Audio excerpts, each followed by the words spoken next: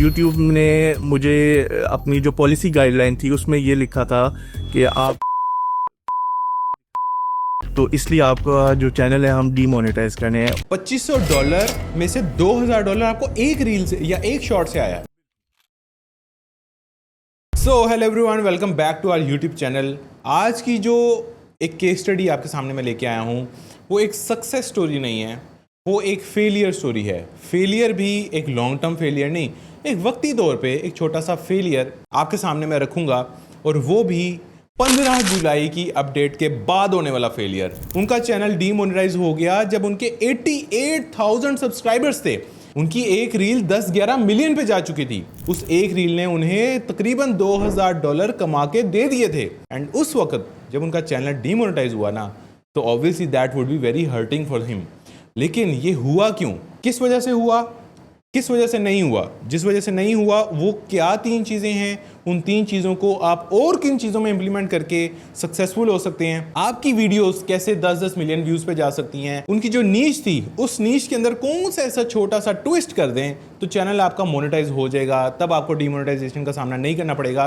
ये सारी चीज़ें हमने बड़ी तफसील से डिस्कस की हैं। ऑल्सो जो करेक्टर कंसिस्टेंसी वाला काम है, जो बहुत लोग पूछते हैं, बड़े लोग क्वेश्चन करते हैं कि यार एआई से अगर वीडियोस बनवाएंगे तो कंसिस्टेंट करेक्टर कैसे निकलेगा, क्योंकि एआई कभी कुछ निकाल देता है, कभी कुछ निकाल देता है। तो एक ही वीडियो में जब मुख्तलिफ सीन्स बनाने होते हैं वो कैसे होगा, ये सारी चीज़ें आज की वीडियो में डिस्कस की गई हैं। इवन उनका चैनल भी मैंने वीडियो के बीच में आपको ओपनली दिखा दिया है कि ये उनका चैनल है, जाकर देख लो, आप लोगों को समझ में आ जाएगी।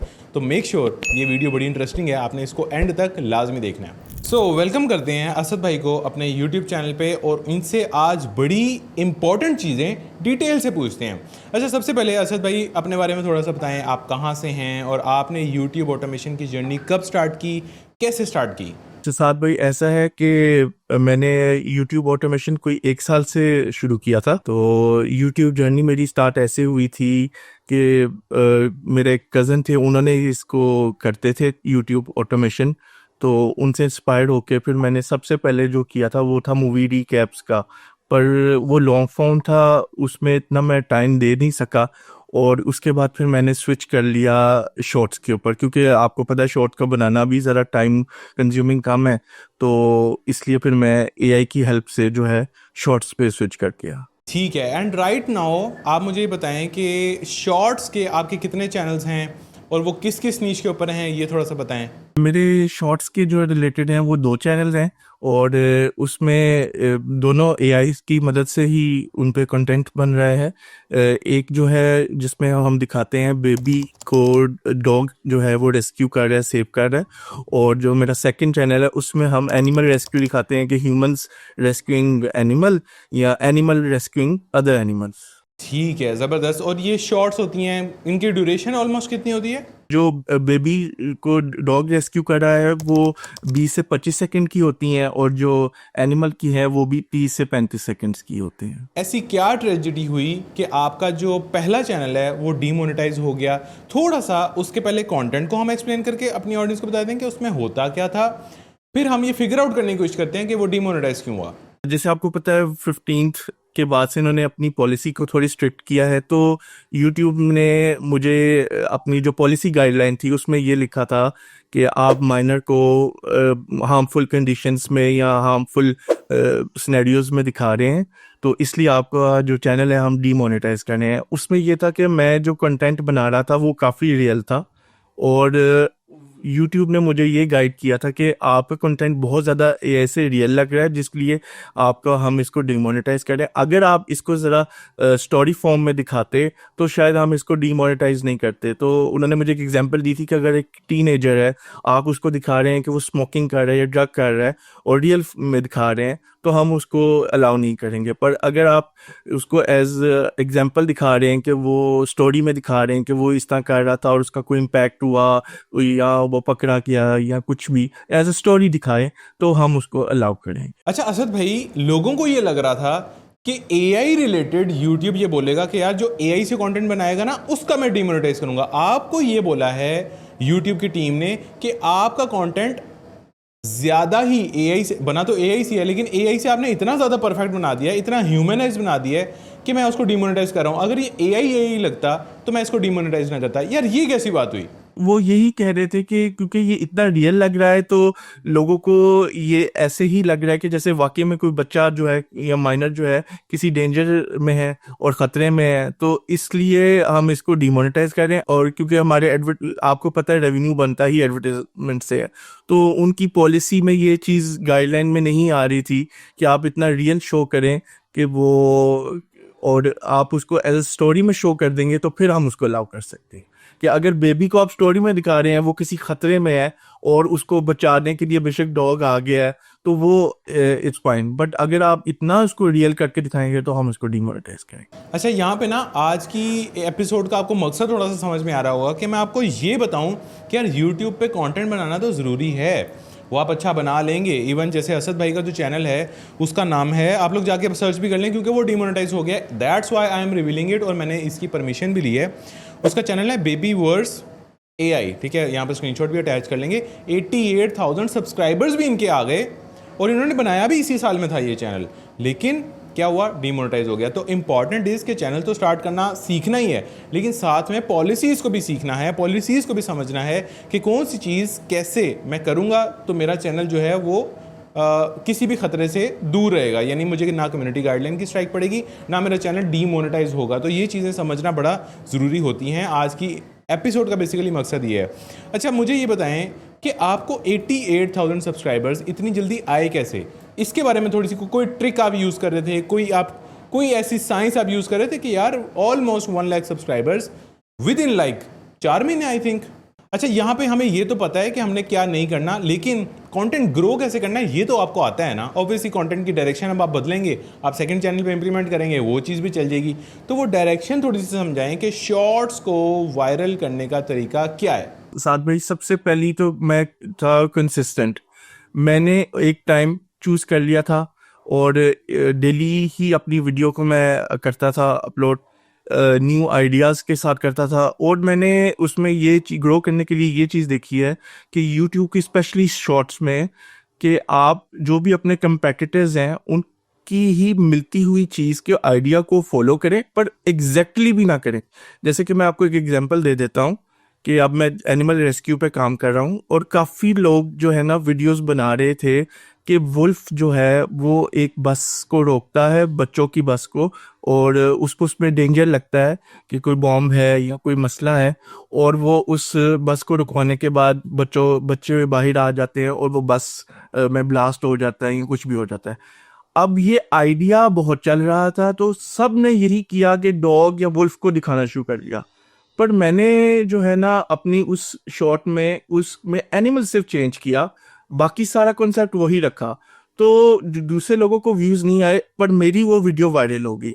तो कहने का मतलब ये है कि आप आइडिया या कॉन्सेप्ट ले लें अपने कंपेटिटर से, पर उसको बिल्कुल वैसा फॉलो ना करें कि मैं भी अगर शायद वुल्फ दिखाता और दूसरे लोगों की तरह तो वो हिट ना होती। मैंने उसमें चिंपैंजी दिखा दिया तो वो एक जरा उसका यूनिक पॉइंट बन गया कि एक चिंपैंजी ने बस को रोका और बच्चों को बचा लिया। एक्सीलेंट पॉइंट यार, ये बड़ा इंपॉर्टेंट है कि आपने ये देखना है कि एक वीडियो चल किस वजह से रही है, वो उसकी स्टोरी की वजह से चल रही है। उसमें अब लाइन हो या उसके अंदर वुल्फ हो या चिंपैंजी हो, वो इस वजह से नहीं चल रही, वो उसका जो कॉन्सेप्ट था ना उस वजह से चल रही थी, ठीक है। तो उस कॉन्सेप्ट को आपने रिवर्स इंजीनियर किया। अब बाकी जो चीज़ें चेंज हो सकती हैं जिसकी वजह से वीडियो नहीं चल रही थी, बट वो सिर्फ उसका पार्ट थे, आप उनको थोड़ा सा स्लाइटली चेंज कर दो और कॉन्सेप्ट वही रहने दो जो वर्किंग कॉन्सेप्ट है, और फिर आपकी वीडियो भी एग्जैक्टली वैसे ही वर्क करेगी जैसी कि आपके कंपेटिटर की थी। लेकिन अगर आप डिट्टो 100% छापा मार रहे हो तो फिर ऑब्वियसली वो चीज़ यूट्यूब को भी समझ में आती है। यूट्यूब इतना पागल नहीं है कि यार तू बिल्कुल ही छापा मारी जा रहा है, तो अपनी कोई वैल्यू क्रिएशन उसके अंदर डाल ही नहीं रहा, वैल्यू जनरेशन उसमें कर ही नहीं रहा,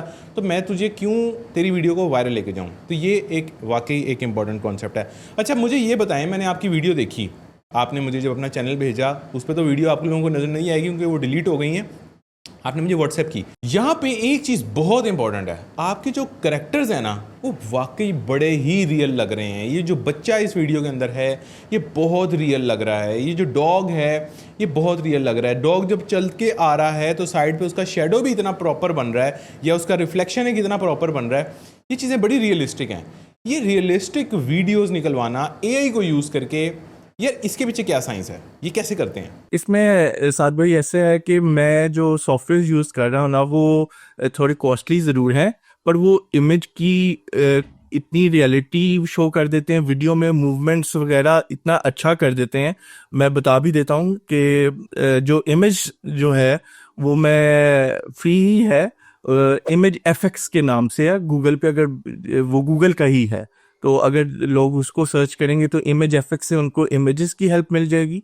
हाँ, जो वीडियो जनरेशन है वो मैं क्लिंक से कर रहा हूँ, वो थोड़ा एक्सपेंसिव सॉफ्टवेयर है, तो वो मूवमेंट्स बहुत अच्छी और रियलिस्टिक दिखा रहे थे। सही है। तो अगर मैंने रोज़ की एक शॉट डालनी है, महीने की 30 शॉट्स डालनी है, तो क्लिंग जैसे टूल पे आपकी क्या कॉस्ट आ रही थी? उसमें ऐसा है कि साथ भाई के क्लिंग में मैं जो बहुत ज़्यादा मूवमेंट वाली होती हैं उनको यूज़ करता हूँ क्लिंग के लिए, ताकि मैं अपने पैसों को कॉस्ट को अफेक्टिव कर सकूँ। ठीक है, क्लिंग का भी समझ में आ गया, बाकी टूल्स का भी समझ में आ गया।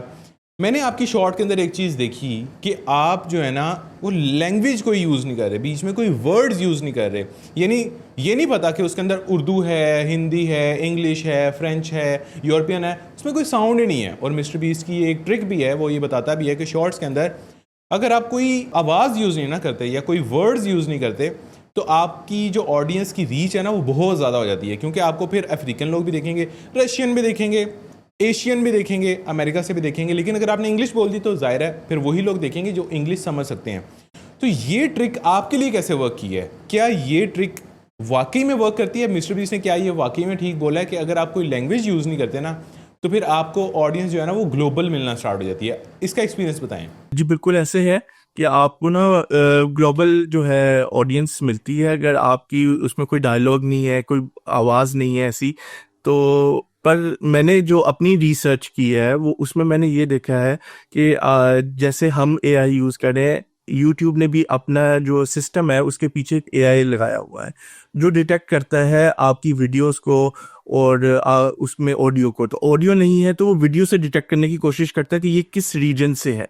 तो अगर आपके शॉर्ट में लेट्स से मैं बच्चे की एक एग्जांपल दूं, बच्चा ज़रा चाइनीज़, एशियन, इंडियन है, तो वो कोशिश करेगा सबसे पहले उस शॉर्ट को उस जगह पे पहुंचाने की। अगर उस ऑडियंस में वो ओके रहती है तो वो उसी में उसको स्प्रेड करता रहेगा।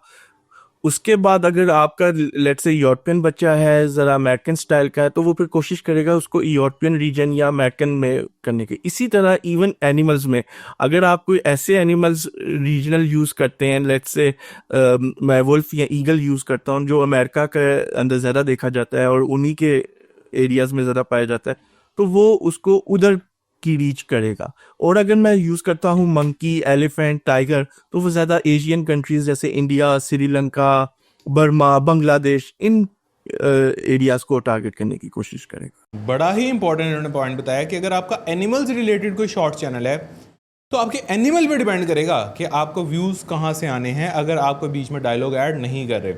अगर आप मंकी, लाइन, ये वाले एनिमल्स पे बात कर रहे हो तो इनका एशियंस को पता है। अगर आप जैसे आपने बोला, आई थिंक ईगल्स का आपने बोला कि अगर आप ईगल्स को यूज़ कर रहे हो, और भी कोई 2 4 5 मुझे ऐसे आप एनिमल्स बता सकते हैं जो यूएस में ज़्यादा फेमस हैं, और अगर हम उनको रिप्रेजेंट करते हैं तो वहाँ से व्यूज़ आएंगे। जैसे अगर यूएसए की बात करें तो उसमें वुल्फ को बहुत देखा जाता है, ईगल को बहुत देखा जाता है, स्नो लेपर्ड्स को बहुत देखा जाता है, कुछ फॉक्सेस हैं, इस तरह की जो एनिमल्स हैं, बर्ड्स हैं।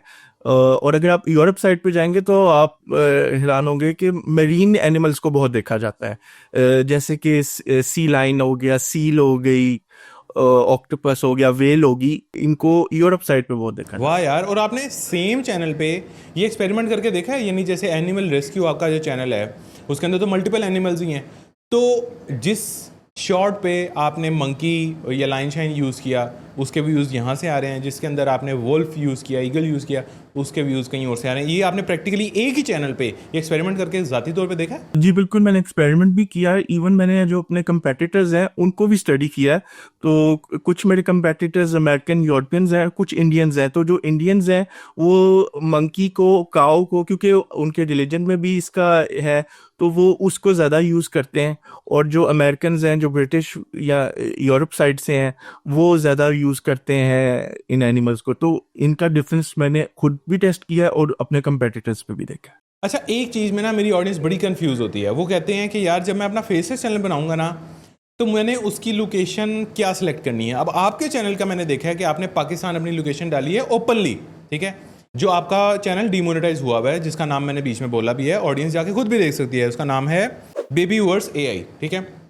तो पाकिस्तान अगर मैं लोकेशन सेलेक्ट करूँ, वैसे मैं अपनी ऑडियंस को ये वैसे बार बार बता चुका हूँ कि कुछ नहीं होता, लेकिन आप मुझे ये बताएं कि अगर लोकेशन आपने पाकिस्तान डाली, 88K सब्सक्राइबर्स आपने ले लिए, क्या स्टिल आपको US से व्यूज़ आ रहे थे? बिल्कुल, मैंने पाकिस्तान शुरू फर्स्ट डे से ही ये पाकिस्तान सेलेक्ट किया हुआ था, और बल्कि जो मेरी सबसे हाईएस्ट अर्निंग शॉट थी, वो उसकी सारी ही जो रीच थी वो यूरोपियन और अमेरिकन से थी।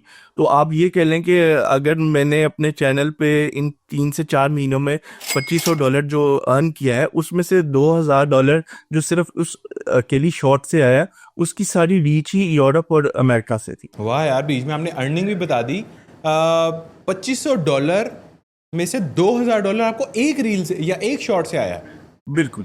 यार एक शॉट आपको यानी ऑलमोस्ट 5-5.5 लाख रुपए कमा के दे गई है। That is absolutely amazing. अब आपको बड़ा नॉलेज हो गया होगा, आपको रियलिस्टिक चीज़ें भी बनानी आ गई हैं, आपको एल्गोरिदम की भी थोड़ी सी समझ में आ गई है, US से कैसे व्यूज़ लेने हैं आपको ये भी समझ में आ गया है, और ये मेरी ऑडियंस को भी समझ में आ गया। बेसिकली आज का इंटरव्यू का मकसद ये है कि मैं ये 3 चीज़ें बता दूं। हाँ, कैटेगरी ये वाली वर्क नहीं की असद भाई की, तो आप लोगों की भी नहीं करेगी, ये कैटेगरी में नहीं जाना।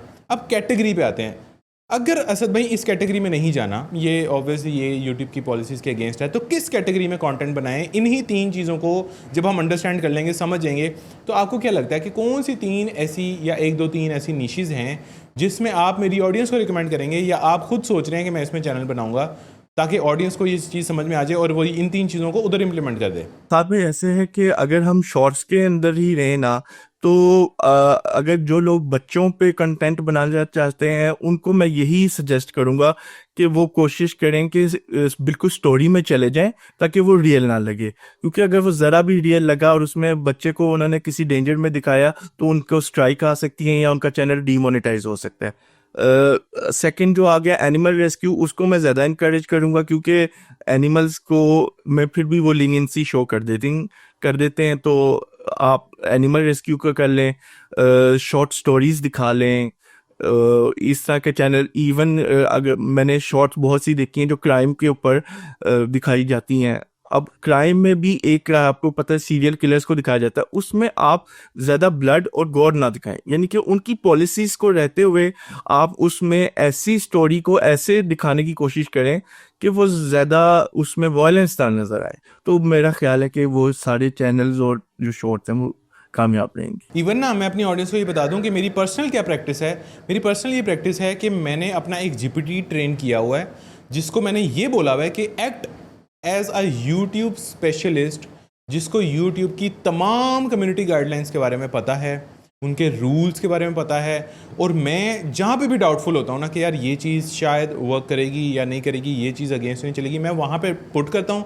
और मैंने उसको ये भी बोला हुआ है कि सिंपली मुझे बता दे ये रेड फ्लैग है या ये ग्रीन फ्लैग है, और मुझे बता दे ये रेड फ्लैग है, इसको यूँ ना करो। फिर उसको मैंने ये भी बोला हुआ है कि कुछ अल्टरनेट वेज मुझे बता दिया कर, 5-7 अल्टरनेट वेज कि यार अगर इसी चीज़ को अगर आप ऐसे कर लोगे तो ये चल जाएगा, इसी चीज़ को अगर आप ऐसे कर लोगे ये चल जाएगा। और फिर मैं स्क्रिप्ट में थोड़ी सी चेंजेस करता हूँ, एंड वो चीज़ फिर कभी भी मुझे मसला नहीं आता। ये खैर मैंने गलतियों से ही सीखा है, ये चीज़ मेरे साथ हुई थी तो उसके बाद मैंने सीखा है। और मैं आप लोगों को भी ये बताऊँगा कि अपना एक GPT ट्रेन करें और उसको अपना एज एन असिस्टेंट रखें कि यार यहाँ से ये चीज़ डाउटफुल लग रही है, उसको बताइए, उसने बताया कि ये वर्क नहीं करेगी या लॉन्ग टर्म में शॉर्ट टर्म में आपके लिए मसला होगा, तो आप अपनी चीज़ वहीं से ही स्विच कर लें। इवन नीश रिसर्च करते हुए भी ये आप सारा GPT से कंसल्ट करेंगे तो आपकी नीश बहुत अच्छे से निकल के सामने आ जाएगी।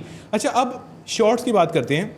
ये जो एक शॉर्ट थी जिसने आपको $2000 कमा के दिए हैं, इसमें व्यूज़ कितने थे? मैं व्यूज़ इसलिए पूछ रहा हूँ ताकि हमें थोड़ा सा आइडिया RPM का लग सके कि यहाँ पे RPM कितना देखने को मिलता है। ये जो मेरी वीडियो थी ये अराउंड 10 to 11 मिलियन गई थी, और इसका क्योंकि मैंने आपको बताया कि US से मेरी रीच थी, यूरोप में काफ़ी थी, तो मुझे इसका जो RPM था वो 0.15 के करीब मिला था, जो कि आपको पता है काफ़ी एक अच्छा RPM माना जाता है। ये बहुत ही अच्छा RPM माना जाता है। अगर हम शॉर्ट्स की बात करें और अगर हम थोड़ी सी कैलकुलेशन करें तो ये $1500-1600 बनते हैं, लेकिन चलो वो व्यूज़ आगे पीछे करके कहीं ना कहीं $2000 एक ही शॉर्ट ने इनको ऑलरेडी कमा के दिए हैं। That is absolutely amazing.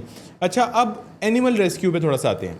आपका जब पहला चैनल डीमोनेटाइज हो गया तो उसके बाद आपने फिर एनिमल रेस्क्यू को ही क्यों चूज़ किया? Why only this particular niche? उसकी वजह ये थी कि ये मैं ऐसी नीश पे काम करना चाहता था जो कि कोई ट्रेंड को फॉलो नहीं कर रही, लॉन्ग लास्टिंग हो। तो आपको पता है एनिमल्स और एनिमल रेस्क्यू की ऐसी चीज़ है, हालांकि कुछ और भी ट्रेंडिंग थी, जैसे कि आपको पता है कि वो कैट की वीडियो कार्टून स्टाइल बहुत चली, पर मैं उनको ट्रेंड मानता हूँ। एक एक एनिमल की भी बहुत चली थी कि वो दो एनिमल्स को ट्रांसफॉर्म कर देते थे एक में और उसको शो करते थे। फिर कुछ टाइम पहले एक ट्रेंड चला था जिसमें बच्चों को एनिमल्स की वॉक, वो मॉडल वॉक दिखाते थे। तो ये मेरा ख्याल है ट्रेंड्स हैं जो जल्दी डाई कर देंगे, तो फिर मैं ऐसा कुछ चाहता था जो परमानेंट रहे। वाई डू यू थिंक कि ये वाला जो है ये परमानेंट होगा? साथ में आपको पता है एनिमल्स शुरू से लेके डॉक्यूमेंट्री से लेके अब तक जो है ये लॉन्ग फॉर्म में भी चल रहा है और कब से चलता आ रहा है। तो एनिमल्स एक ऐसी चीज़ है और उसको आप जब रेस्क्यू करते हैं तो स्पेशली वेस्ट में ये चीज़ के बड़े सेंटिमेंट्स हैं, आपको पता है एनिमल राइट्स और इनके ऊपर वो बहुत करते हैं। तो वहाँ के, और हाँ सेकेंडली ये भी बड़ा एक इम्पोर्टेंट पॉइंट है कि आपकी ऑडियंस क्या है। यूट्यूब पे जैसे आप ही ने बताया हुआ है कि ऑडियंस जो है ज़्यादातर बच्चों की है या एल्डर्स की है, क्योंकि जो दरम्यान के हैं वो टिकटॉक या इंस्टाग्राम को ज़्यादा फॉलो करते हैं। तो जो बाहर के वेस्ट के जो एल्डर्स हैं ना, उनको जैसे मैंने बताया वो एनिमल राइट्स और एनिमल्स के काफ़ी रिलेट करते हैं। तो मुझे जो ज़्यादातर रीच आती है ना एज में, वो जो आती है वो ज़्यादा आती 60, 45, 40 इन्हीं की तरफ से है। तो ये इसलिए भी नीश को मैंने चूज़ किया था कि ये एल्डर्स को टारगेट करे। ठीक है, और इस चैनल पे आपकी प्रोग्रेस कहाँ पे पहुंची है? ये चैनल मोनेटाइज हो गया है, नहीं हुआ? कितनी देर पहले आपने स्टार्ट किया था? साथ भाई ये मैंने मुझे ये 2 महीने होने वाले हैं और मेरा जो है अभी 90 लाख के करीब पहुंच गया हुआ, यानी कि और 7-8 दिन के अंदर जो है ये मोनेटाइज हो जाएगा। ज़बरदस्त यार। आज की इस वीडियो से आई थिंक आप लोगों को काफ़ी चीज़ें सीखने मिली होंगी। एक चीज़ बस रह गई है जो ऑडियंस का ना एक कंसर्न होता है, वो है कंसिस्टेंट करैक्टर क्रिएट करवाना। यानी अगर बच्चे की बात करें या एनिमल की बात करें, वो एक दफ़ा में थोड़ा सा इधर को बना देता है, अगली दफ़ा में थोड़ा सा उधर को बना देता है। तो इस चीज़ में ना ऑडियंस बड़ा सफ़र करती है। आपकी चूंकि नीश ही एआई रिलेटेड है और नीश में कंसिस्टेंट करैक्टर बहुत ज़्यादा ज़रूरी है, तो ये मेरी ऑडियंस को ज़रा बताएं कि कंसिस्टेंट करैक्टर कैसे लेना है। अच्छा साथ भाई ऐसे है कि ये मैंने अभी आपको बताया कि मैं इमेजेस जो है वो फ्री ही है, इमेज एफएक्स उस पर यूज़ कर रहा हूँ। तो उसमें एक ऑप्शन आता है कि आप पहले एक बेबी की इमेज बना के उसका एक सीड होता है उसको आप लॉक कर देते हैं। जब आप उसको लॉक कर लेंगे, आगे आप जो भी प्रॉम्प्ट्स देंगे ना वो उसी के खूबहू उसके करीब करीब उस बच्चे को, बहुत माइनर सी डिफरेंस आ सकता है, पर वो उसको इतना कोशिश करेगा कि परफेक्टली बनाए कि उसी के करीब करीब। अच्छा, ये जो सीड हो जाता है इसका मुझे थोड़ा सा बताएं कि इसके अंदर कितनी को बड़ी प्रॉम्प्ट होनी चाहिए और कितनी डिटेल्स ऐड होनी चाहिए, उसकी आंख, कान, बाल, कपड़े, मतलब क्या क्या चीज़ें इसके अंदर आती हैं जो हमने उसको बताना है कि यार ये कंसिस्टेंट रहना चाहिए। जब आपने सीड फिक्स करना है उस वक्त आपको उसकी ये माइनर डिटेल्स भी देनी पड़ेगी कि बच्चा अमेरिकन है, गोरा है, उसकी आंखें ऐसी ब्लू आइज हैं, ये है, बाल ऐसे हैं। उस वक्त आप एक उसकी इमेज पोर्ट्रेट बना लेंगे, उसको फिक्स कर लेंगे, बाद में आपको ये डिटेल्स लिखने की उस प्रॉम्प्ट में जरूरत नहीं पड़ेगी। ठीक है, और इस कंसिस्टेंट कैरेक्टर को निकलवाने के लिए बेस्ट टूल कौन सा है? जो प्रॉम्प्ट है वो साथ में मैं चैट जीपीटी से ही लिखवाता हूँ, और उसमें आपको पता है चैट जीपीटी में ऑप्शंस आते हैं, एक्सप्लोर में जाके आप स्पेसिफिक उस सॉफ्टवेयर के आप इमेज एफेक्ट्स लिखेंगे प्रॉम्प्ट्स तो उसके वो आ जाएंगे। तो उसमें उसका ही प्रॉम्प्ट मैं जनरेट करवा के उसको सीड लॉक कर लेता हूँ। ठीक है, एंड जब वीडियो जनरेट करवानी है तो उस वीडियो के लिए क्लिंग ही बेस्ट है, डू यू थिंक? क्योंकि इमेज टू वीडियो बननी है तो इमेज तो बन गई भी कंसिस्टेंट, तो उसमें फिर आप हाइलो यूज कर लें, क्लिंग यूज कर लें, या जौन सा भी यूज करेंगे तो वो उसको एज इट इज ही करे। ठीक हो गया असद भाई। अब कोई अगर आपका फाइनल मैसेज है उन लोगों के लिए जो शॉर्ट स्टार्ट करना चाहते हैं, एआई रिलेटेड ही स्टार्ट करना चाहते हैं, एनिमल्स रिलेटेड ही स्टार्ट करना चाहते हैं, उनके लिए कोई लास्ट आपका कोई मैसेज है कि यार ये करो और ये ना करो? जी, बिल्कुल साहब भाई, मैं यही कहना चाहूँगा कि जो लोग इसको यूट्यूब में एंटर करना चाहते हैं, उनको मैं सजेस्ट ये करूँगा कि वो शॉर्ट से अपने आप को टेस्ट करें, क्योंकि ये एक ईज़िली एप्लीकेबल है, डूएबल है। तो वो एआई से कंटेंट बना के पर कंसिस्टेंट रहें और अपने चैनल को ग्रो करें, और उसमें ऐसे चैनल के ऊपर वर्क करें जो परमानेंट हो, जो ट्रेंड को फॉलो ना करें, जो कोशिश करें ऐसी कैटेगरी पे काम करें जो लॉन्ग लास्टिंग हो, और यूट्यूब की जितनी गाइडलाइंस और पॉलिसीज़ है उसको ज़रूर एक दफ़ा गो थ्रू करके कोशिश करें कि उसके ऊपर काम करें, ताकि इतनी मेहनत उनकी ज़ाया ना हो और चैनल डीमोनेटाइज ना हो। So that was all for today. I hope कि आपको यार काफ़ी चीज़ें सीखने को मिली होंगी, काफ़ी नया एक पर्सपेक्टिव मिला होगा। अगर इस तरह के मजीद इंटरव्यूज़ आप देखना चाहते हैं तो मेक श्योर चैनल को सब्सक्राइब करके बेल आइकन लाजमी प्रेस कर लें। और अगर आप यूट्यूब ऑटोमेशन डिटेल से सीखना चाहते हैं तो टॉप राइट कॉर्नर पे हमारी टीम का व्हाट्सएप नंबर आपको मिलेगा, वहां पे आप कांटेक्ट कर सकते हैं और पूछ सकते हैं कि मैं यूट्यूब ऑटोमेशन कैसे सीख सकता हूं। सो कैसा रहा ये इंटरव्यू? पसंद आया, नहीं आया? मुझे लाइक से पता चलेगा। 2000 लाइक्स देंगे तो मुझे समझ में आएगी कि यार आपको कंटेंट पसंद आ रहा है। तो मिलते हैं इंशाल्लाह अगले इंटरव्यू में, तब तक के लिए अल्लाह हाफिज़।